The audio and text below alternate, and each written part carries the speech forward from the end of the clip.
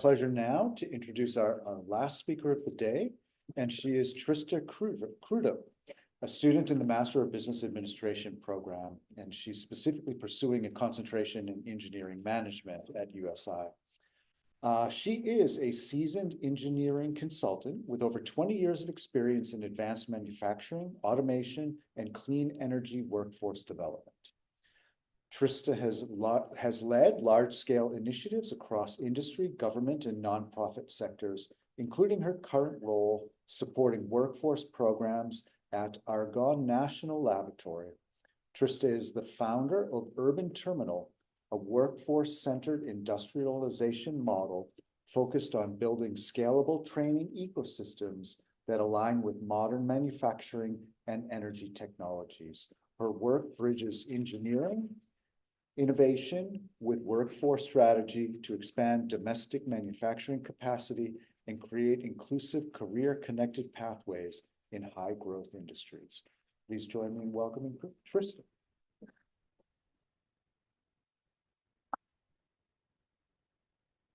Thank you. Very nice to be here. And I, like the young lady that was before me, am a little nervous because I don't typically present in front of these settings, but I do share a lot with clients and others that I work with. So I want to thank USI for creating this platform, and also for those who I know my husband's online. So thank you for you guys joining and supporting. Just a little bit about my rationale and the reason why I decided to kind of take up the mantle and go back and really deep dive on what strategies I could learn and leverage. As I was sharing before, and actually just kind of piggybacking off of what the previous speaker shared on curriculum development, I've been tasked, I would say, in the last 15 years of my career to build workforce programs that could help solve these problems.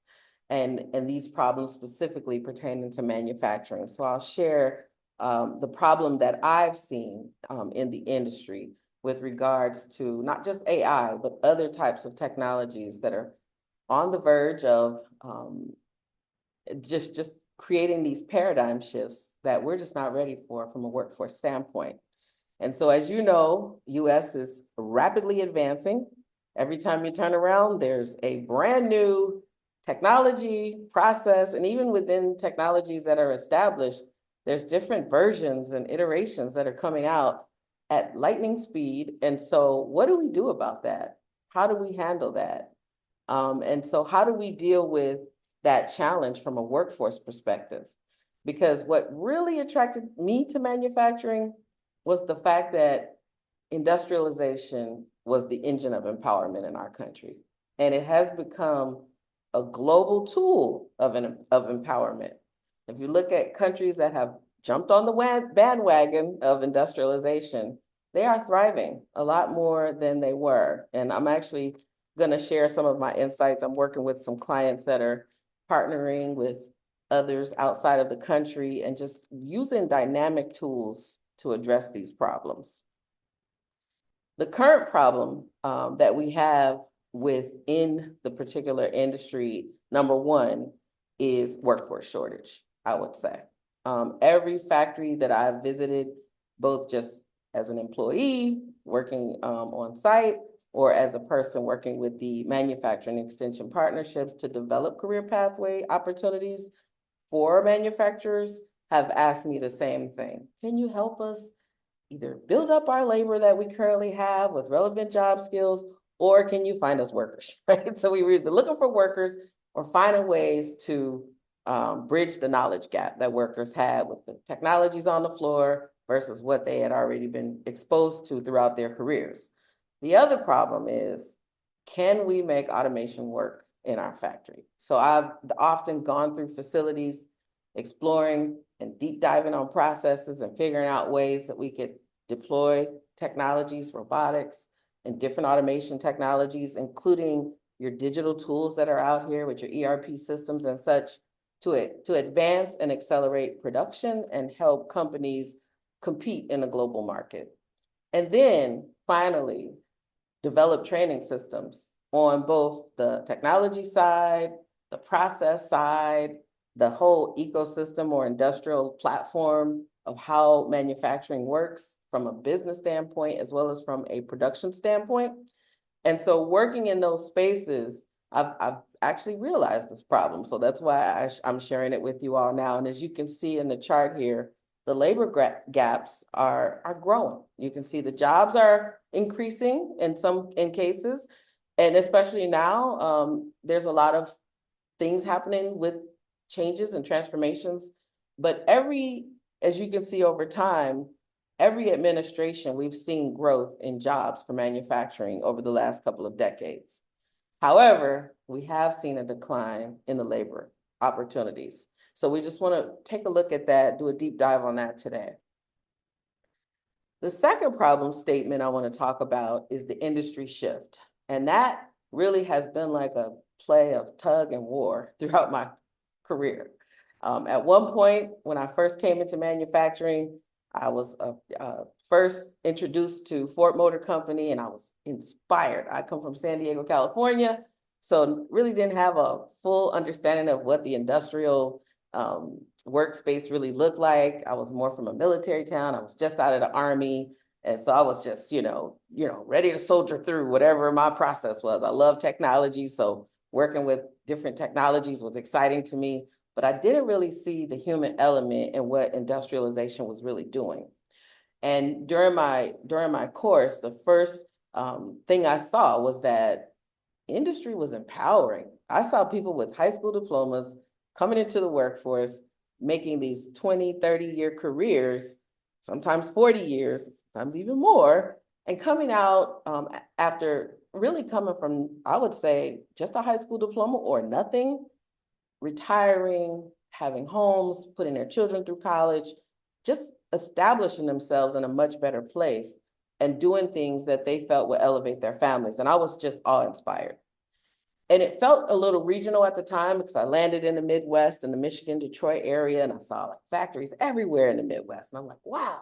Well, then the southern states started kind of growing their processes as well and started really instituting manufacturing as a base for employment opportunities. Then we saw the clean energy transition, right? And we had battery factories opening up and all these other platforms that are opening up to try to bring in cleaner energy, cleaner technology. And along with all of those changes, whether it was in the South or in the North or wherever platform and whatever industry sector, automation was growing, hands down. Another unfortunate part of this is we were offshoring factories where there was a lack of opportunity to deploy automation. So I actually participated in a project, which is in my abstract, but I'm not going to name the company today. We ended up taking a 1,500 shop floor labor environment and turning it into a 45-person operation with the help of a robotic system that I was actually the champion of that did some robotic processes and replaced the people. And so at that point, I was like, I gotta do something different with my life. So I shifted and transitioned into focusing on the worker and focusing on what we can do, because I love technology and I want to compete as a country, but what can we do to take what we know, take what we need to know, our gaps, and turn it into a platform or turn it into an ecosystem that can then move the needle forward with investing in the human capital, investing in the people, building them up. And so that's my mantra now. My goal with Urban Terminal is to build people, right? So I started this journey with my specific industry, which was robotics. I was a robotics and industrial automation engineer for 20 years. I looked at robotics, technology, and what I could do to train workers from underserved communities in Chicago. Started a factory, I wrote curriculum. So I actually understood, I started teaching. So I was like, got some teacher training, understood curriculum, but I wrote curriculum tailored to the particular processes or the equipment in the industries that I was working with. And then align those with industry recognized credentials to establish a valid form to build competencies. And what did I learn about from that process? That both the curriculum, the OJT upskilling, and the competency check sheets that I was kind of establishing perfectly aligned with apprenticeship. So this was kind of an evolution that happened naturally for the model that I'm showing you now. And so I have since really been excited because I've been able to join a group of other like-minded thinkers. I sat on some advisory councils for apprenticeship deployments. I developed registered apprenticeships, not just for my program that I had, but also for other manufacturing companies, for training providers, for colleges, for institutions. And what that did was it basically gave a qualified way to advance people and make sure that they were just feeling valued, not only feeling valued, that they were valuing their opportunity, so it increased retention and other things. But basically, we were connecting the skills with the worker and actually advancing opportunities across the board. And so in my first case study, again, I'm not going to name the companies, but I do have a very strong partnership with a university, and I'll say a college because it's not a university. And I'm actually designing, because of my experience in clean energy tech, I'm designing 3 battery pathways right now that we will be deploying and launching this coming fall. And so what are we doing? I worked at Argonne National Labs, as you guys probably saw in my resume. I worked on battery workforce competition. I supported the American Recyclers Association curriculum development. I supported the long duration energy storage. So I got a lot of experience with battery technology from the side of supporting vocational education. I was the liaison between our programs and the vocational colleges. And so because of those relationships, I've been able to continue that work. And what I've done is create an AAS program for battery testing and 2 certification programs for recycling and assembling, as well as an EVSE maintenance tech program.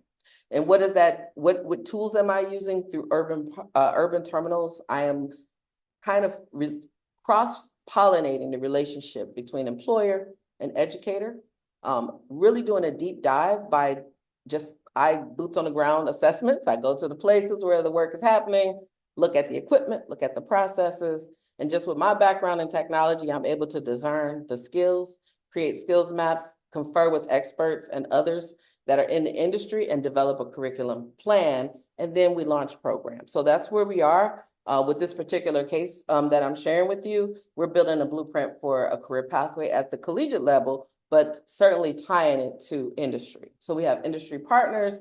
Our goal is to then, after we get this particular program launched, establish registered apprenticeships with these programs, and we feel locked in sync with what the national movement is around CTE, which is career and technical education. In the second case that I'm going to share with you, this is more of my manufacturing client base, and I want to say this: the program that I'm taking now at USI, and I just have to give a shout out, is filling in gaps for me. Right, I've been working in the industry.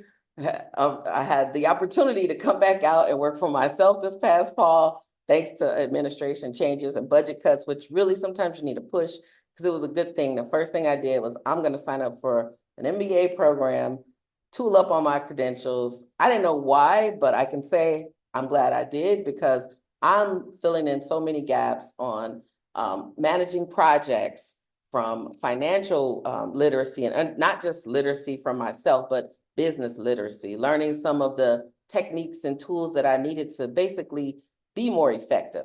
One of the concepts that was introduced to me recently in my supply chain course was reglobalization. And so I use that as one of my most recent assignments, because there's actually some work that I'm doing right now with my client where we're leveraging capacity building in a partnership between our foreign manufacturers and our stateside manufacturers. Basically, we're test bedding and building up opportunities with new products that we're launching or that we've already launched, and we're selling them back to our, we're a supplier for a major food chain restaurant, and we're selling those products back. And now we actually are bringing one of those processes for one of the product lines to our factory in Chicago. And so we actually have a brand new department that will be launched this coming fall. I'm going to do the factory acceptance test in June and be back here in fall in China, be back here in the fall, and we'll be launching our first in-house injection molding process. Right now we're doing extrusion, so we do have some background in plastics, but then we're transitioning to injection molding. Our next process, we just had a discussion, I'm sorry, at 1 o'clock when I had that meeting, is to look at thermoforming for another product line in the same kind of scope, but a little different in process. So we're really excited about that. And what is that allowing us to do? Right size automated solutions, as well as we're building registered apprenticeships. We've actually launched 3 registered apprenticeships for this program already for this client. And so we are pretty much on our way to integrating a new technology approach. We have already paired up the workforce opportunity with the skills that are going to be, with the training tools that we need to build those skills. And this is really exciting. So we're seeing the urban terminal model in action. So I'm super excited about that. But the key thing is that we're leveraging globalization. We're not running from it. We're not shying away from it. We're extending our branch, and we have partnerships that are much broader than just looking at your local opportunities that actually have the same challenges with labor costs and other things. Sometimes it's a little hard to get your footing on a new product line when you don't know what all the dynamics are going to be and how great the sales are going to be for that particular product line. So by leveraging our partners who already have well-established million-square-foot facilities building the same types of products, they can brand our products for us, allow us to sell, and then once we're ready, we can bring those processes stateside. So that's where we are. And we're going to, like I said, transfer one process. So we'll have extrusion plastics as well as injection molded plastics this coming fall. And then next year, we'll start working on thermoforming. So we'll have 3 processes, and we're already ready with our workforce platforms. So I'm really excited about that. I do have some charts here to kind of show you some of the other partner projects that I've been able to incorporate. Because we know we're trying to keep our costs at the right point for all the different aspects of our manufacturing operation, we've already started on several energy efficiency improvement projects. We did some lighting adjustments. That just happened in January. We just installed EV chargers because all of us drive EVs. I do, and yeah. And but we also have a major project to do some process, I would say containment, with different sleeves that we'll be putting on some of our heating barrels and other things. And I hope I'm not going too technical, but we're doing these things because we know at the end of the day, there's going to be a reduction in our kilowatt consumption. So those are some new projects that we have going on. We've already started some projects, and we have an active engagement with our utility supplier, ComEd, in the Chicagoland area to kind of help us get rebates and incentivize, and also just make sure that we're tracking the right consumption levels and reporting those back upstream. So workforce ecosystem is in action. I'm saying that, I'm believing it, and here's the proof. So we're looking at what we were before versus what we are now, and how we are deploying different opportunities, not just for the business side, by making sure that they have all the tools they need to train the workers, to making sure that they all have policies and other things that are in place that are new SOPs. I heard the conversation, that's why I asked about the AI tool for SOPs, and then the curriculum. And I really do a deep dive on the equipment when I write curriculum. So I was really grateful for some of the input that the other speakers shared, but making sure that from my background, we understand equipment maintenance and other process trainings that are going to come as a package with our new equipment, making sure we cultivate that, percolate that, and incorporate that within our apprenticeships and our career pathway programming. And then also what our output is going to be from that is internally, we are building people, which is what we're all about at Urban Terminal. We are building people. We are creating a human capital value chain, which is the most important thing. And that's what inspired me, quite frankly, to become a person in manufacturing, a professional in manufacturing, was looking at the transformative opportunities for a person's life.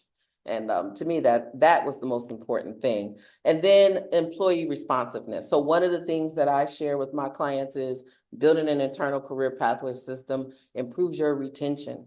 It improves your value that you show your work culture. They see that there's a trajectory and a place for them to advance. So in most cases, And there's also a time commitment with the apprenticeship opportunity. So you got secure employment for a certain amount of years, but after a person puts that investment in and they see that you're willing to make that investment, more times than not, they're going to stay. And we've seen those opportunities happen time and time again.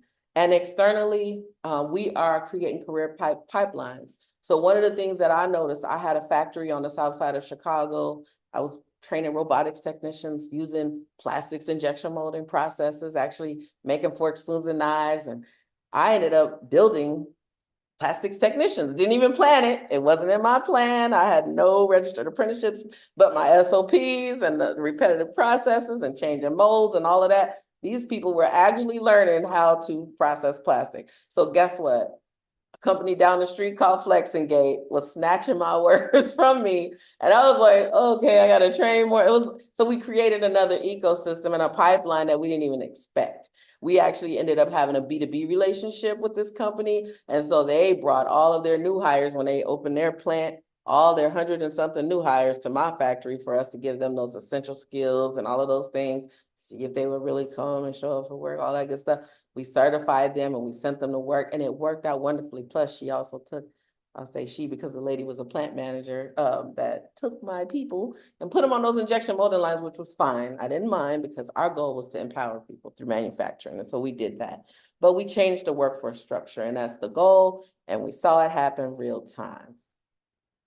And so the impact, how does a workforce ecosystem drive industrial expansion?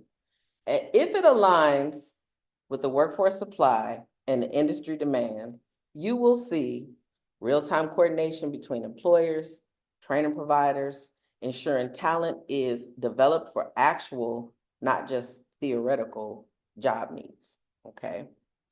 If it is used to accelerate time to productivity, which is some of your lean principles that we also learn in this MBA program. Like I said, I'm filling in gaps here.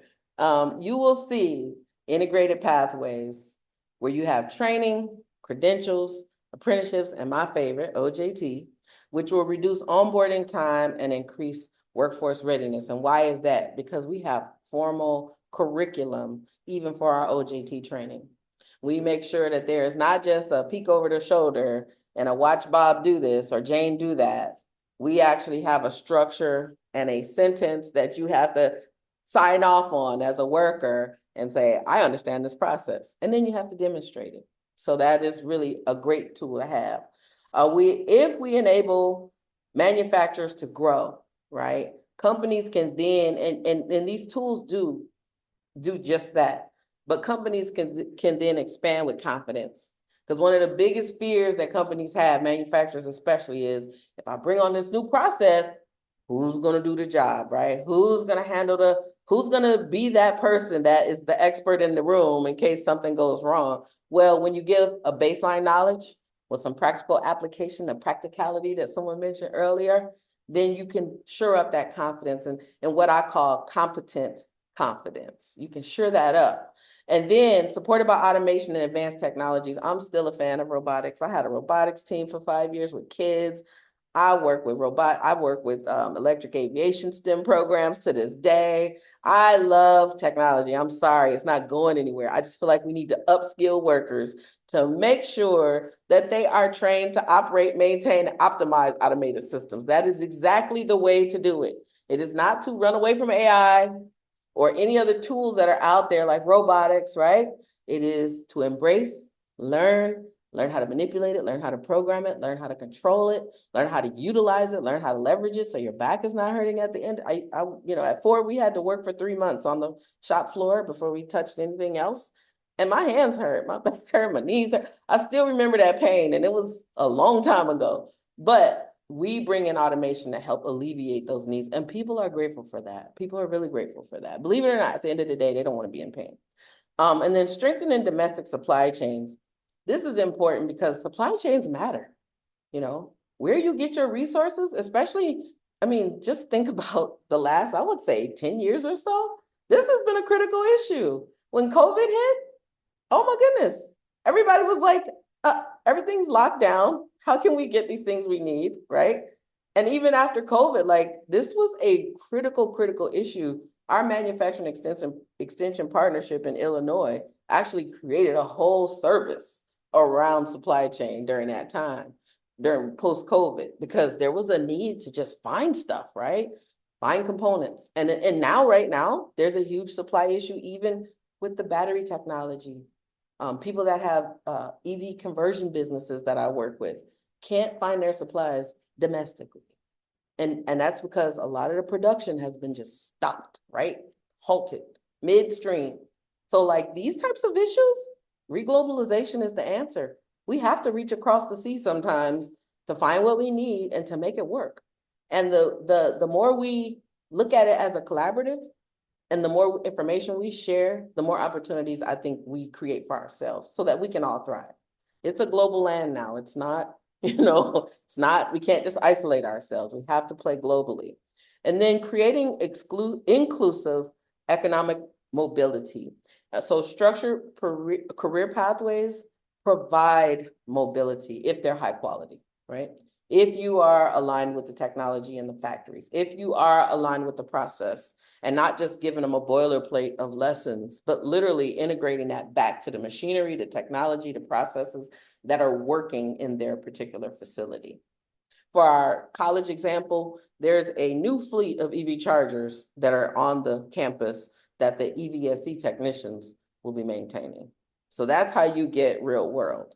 That's how you get real world. There's a new battery testing lab with new battery testing equipment that the AAS students will experience before they walk out the door. So they won't just be theory, knowledge, and understanding. They will have practical experience as well. And then bottom line for all companies is, what is the ROI? And how many people can I keep? Those are the two bottom lines, right? And so competency-based trainings that are aligned with career advancement, it increases retention and reduces hiring costs because you don't have that turnover that you once experienced, unless you have a plastics factory that somebody wants to snab all your injection molding processes from, just saying. So I just lastly wanted to share a little bit about my journey and why I'm here and where I'm going. I don't know. I think I was sharing that with Mindy earlier. I don't know what I'm doing next. I know I'm here right now, and my goal is to leverage Urban Terminal as a tool to elevate manufacturing ecosystems. My immediate goal is to realize that for my clients, to make sure that all the systems that I'm deploying have redundancies built in, have assurances built in, have a competent workforce that can take on the challenges and keep the lights on and keep people like me that don't want to come and answer those midnight calls out the plane. So that's a little bit about me.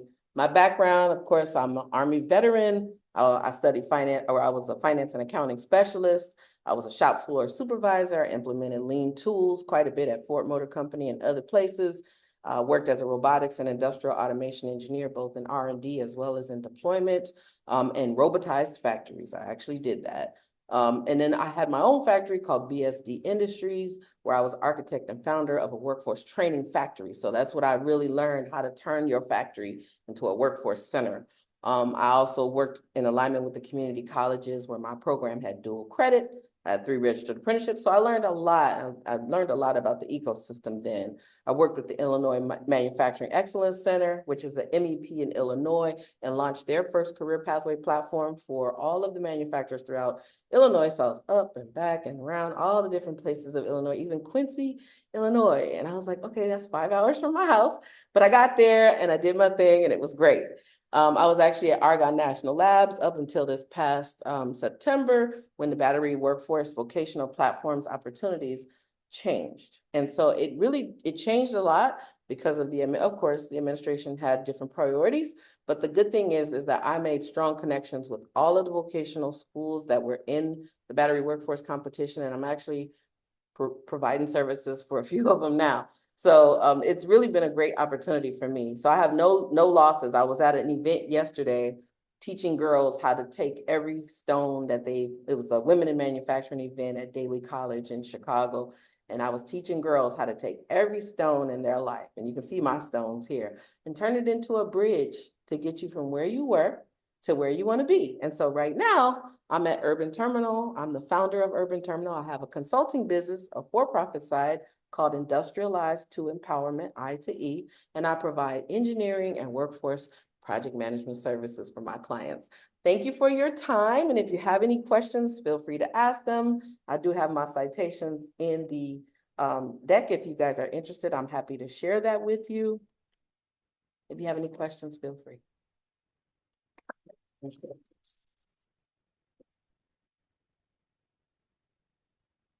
That was fantastic. If you have any questions. I would just say I'd be really fascinated to know the tangible impacts on those communities around your facilities, like the differences that's made for those community members.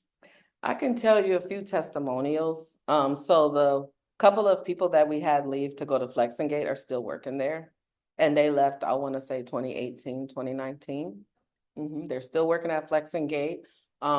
My relationship with my client where we're doing the reglobalization kind of hybrid model is working out. I've been working with them now for about 2 years, and we slowed down the process a little bit because first we were like, oh, let's just go get this equipment. I'm like, well, let's make sure it makes sense, right? Let's make sure we have an approach. Let's look at it financially. Let's look at it holistically. Let's build a workforce program. So that is done now. So now we're ready to bring the technology over here, And so I can see like, I just started my consulting business this past September. So I'm seeing some, some momentum. I can't give you like in figures yet, but as far as what I've seen in industry, I've just seen the B2B relationships improve, the global B2B relationships stabilize, especially despite uncertainties. And I've seen confidence with the platforms that we put in for workforce development. So the clients are feeling assured that their workers are going to be comfortable with the technology. And I've seen that on the human capital side. So the people are more comfortable touching the button on the machine and not just, and I have, for my factory, I was there a lot at first, but then I was almost never there toward the end. So I really saw a difference in how people's confidence changed how they operated in the factories. Any other questions? This is, I'm not sure you can answer this or not, but often today, today, we've heard talks about automation, robotics, we've heard about AI and concerns that there are throughout the workforce in the United States. With respect to your field of manufacturing and robotics and automation, we hear politicians sometimes say they're going to bring back all of those manufacturing jobs. Is there any reason to believe that that's possible? If they automate, yes. And they'll bring back the products and manufacture them stateside, but the jobs won't be the same, right? And it won't be at the same level, right? So just like jobs in administration are not the same because of AI, automation is not going anywhere. As a matter of fact, it's just only going to increase, right? And so you just need a worker that has the capabilities to handle the technology. But there'll be fewer of those. There'll be fewer of those for processes that are repeatable and, things like that. But for custom processes like CNC, fabrication, anything where you actually have a craft applied, a true handcraft applied, you cannot automate those things. So those processes that are overseas, I don't see those coming back. Just honestly. Yeah, I don't see those coming back. I just don't think we can compete. And it's not a bad thing. We leverage partnerships and we make it work. And honestly, it's working. There are companies that are thriving. Now, the unfortunate part is we have to tell our children and our children's children and convince them that they have to be a smarter workforce if they want to maintain in this country. And that's just what it is. They have to be capable and talented to do something that is relevant and indispensable to automation. Yeah, and that's just what it is.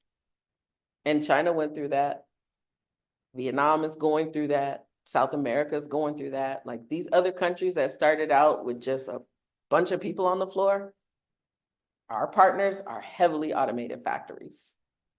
They have more automation in their factories than we have in ours. And it's clean, you know, it's not any, before you, from what my experience before, you see panels open, all sorts of OSHA violations if there was OSHA over there. None of that. They are clean, neat. I mean, you can walk through and see the floors are white, everything's bright, and just a whole different dynamic. Someone in the chat said that you did a great job. Thank you. Thank you, chat. I won't say chat GPT, but thank you, chat. All right, anything else? Thank you guys for spending your time with me at the last of the day, but I'm just glad I was able to present and share my thoughts.